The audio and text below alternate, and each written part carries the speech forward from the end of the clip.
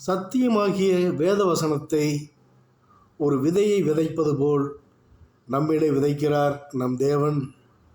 அது முளைப்பதும் வளர்வதும் பலன் கொடுப்பதும் எப்படி நமக்கு தெரியாதோ, அதுபோல் நம்மில் விதைக்கப்பட்ட சத்தியத்தின் பலன் பதராகவோ அல்லது மணியாகவோ வருவது அவருக்கு மட்டுமே தெரியும்.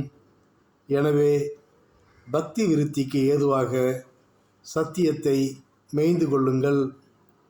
விடியற்காலையிலே அவர் நாள்தோறும் அன்றைக்கு தேவையான மன்னாவை பிதாவிடமிருந்து கேட்டு பெற்றுக்கொள்கிறார் என வேதம் கூறுகிறது.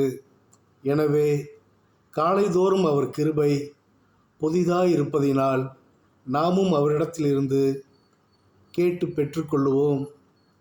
இந்த மாறுபாடான சந்ததியை விட்டு விலகி அவரை ஆதாயம் பண்ணிக்கொள். கர்த்தரின் பட்சத்தில் நிற்க வைராகியம் கொள். சத்தியத்தில் வளர முற்படு. சத்தியத்தை தவறாக போதிப்பவரை இனம் கண்டுகொள். உனக்கு உள்ளே போகும் சத்தியமும் உன்னிலிருந்து வெளியே வரும் சத்தியமும் பரிசுத்தமாயிருக்கட்டும். யூதாஸின் பங்கு மத்தியாவிற்கு சென்றது போல் நீ வாழாமல் ராஜாவின் முத்திரை மோதிரமாயிரு. வலுவாய் தொனிக்கும் எக்கால சத்தத்தோடே தமது தூதர்களை கொண்டு ஒரு முனை தொடங்கி மறுமுனை மட்டுமுள்ள 4 திசைகளிலும் உள்ளவர்களை கூட்டி சேர்ப்பார். அப்பொழுது வல்லமையோடும் மகிமையோடும் வானத்தின் மேகங்கள் மேல் அவர் வருகிறதை நம் கண்கள் காணும்.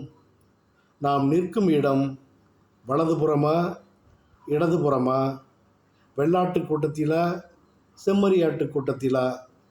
காலம் குறைவே, கவனமாயிரு. ஆமேன், ஆமேன், ஆமேன்.